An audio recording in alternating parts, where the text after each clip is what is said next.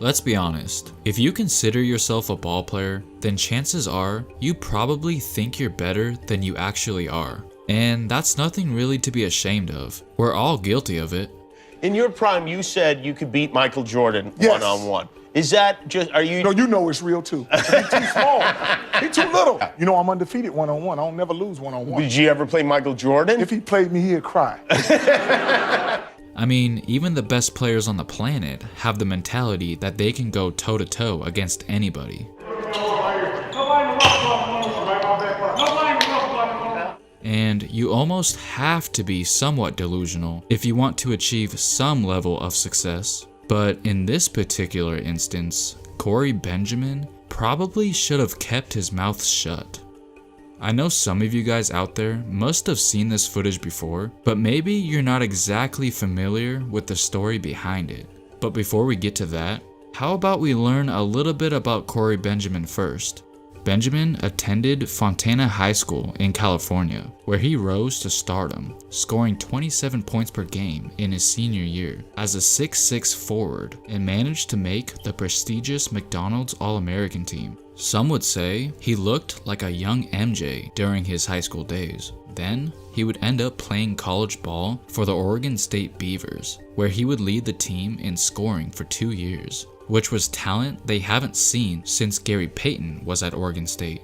Eventually, Corey was taken 28th overall in the 1998 NBA draft by the Chicago Bulls, but unfortunately for him, the NBA went into a lockout the summer he was drafted, significantly shortening the season, which must have been frustrating to deal with after finally having your NBA dream come true.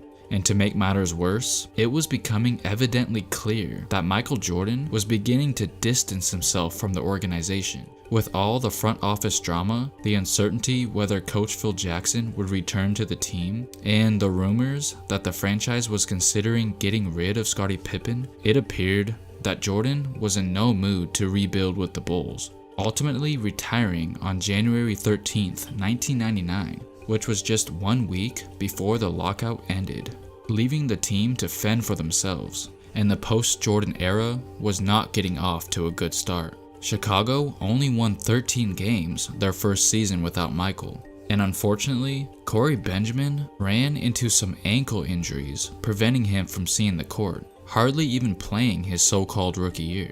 And as for Michael Jordan's first year into retirement, the Bulls were the least of his worries. MJ was living the life, spending the majority of his time playing golf with his friends, family, and business partners. And he certainly had every right to do so. All he wanted to do was enjoy his time away from the game. But then, out of nowhere, one of Jordan's good friends, Randy Brown, who played with him during the second three-peat, delivered a little message to Michael. It all started when Corey Benjamin and Randy Brown were having a conversation at practice one night, and during their conversation, Benjamin mentioned that he can easily beat MJ one-on-one. And obviously, Jordan's former teammate Brown knew that he had to let Jordan know what Corey said at practice. So eventually, the word got around to the GOAT.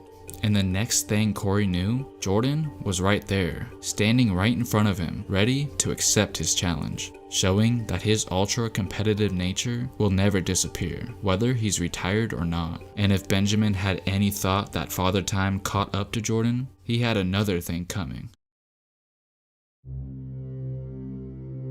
It was November of 1999, about a year and a half after the iconic last shot. Michael came by one of the Bulls' practices, and as soon as he walked in the door, the practice instantly stopped. And I think it's safe to say that Benjamin knew why he was there, as everyone who attended the practice gathered around to watch.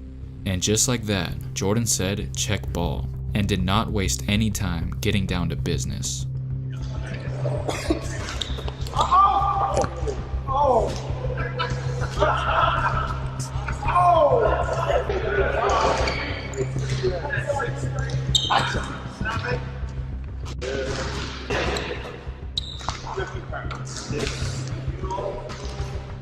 MJ was scoring at ease, abusing the young bull. What's the score? 8-3. 8-3. It's 8-3. That's what Jordan, who had a pretty comfortable lead, barely broke a sweat, and just out of pure boredom, decided to add a little trash talking to the show, and told him exactly what he's going to do next. Come on, right back over there. Come on, right back over there. Come on, follow me. If you can't protect me, when you reach, I teach. You got that. All day.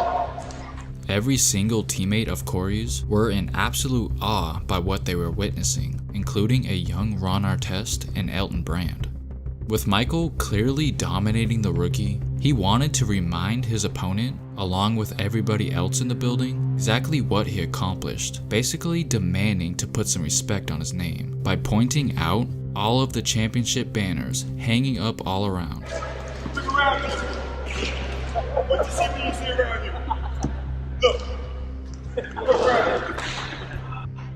So with a few more defensive plays here, and a couple more easy buckets there, Mike was doing too much damage, and finally decided to put him out of his misery, then told him to never call him out ever again.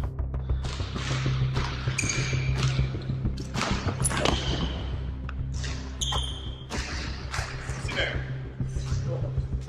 Don't call me out every time I see it again. Soon after, the news about this one-on-one game eventually got around to the entire league and media. Kendall Gill, who was playing for the New Jersey Nets at the time, had this to say, quote, "Calling out the devil is one thing, facing him is another." And even Skip Bayless, who at the time was a writer for the Chicago Tribune, took time out to write about this story. Corey Benjamin continuously tried to say that the final score was 11-9, but the people who witnessed the entire thing claimed that it wasn't even close. But at the end of the day, he did accept the fact that he did lose, and said that there's no shame in losing to the best player ever. It limits me. I can't do much, but I mean, I just came out and have a good time. He talked a little trash in Atlanta. I had to come in. It was easy. The good thing about it, he's wore out more than I am. Are you trying to give him a morale boost today? Is that one of the reasons right there? That as well as a lesson. I think I accomplished What both. was their reaction when you walked in? They didn't think I was coming. If I come and hang around the game because I still love the game, that doesn't mean I'm coming back.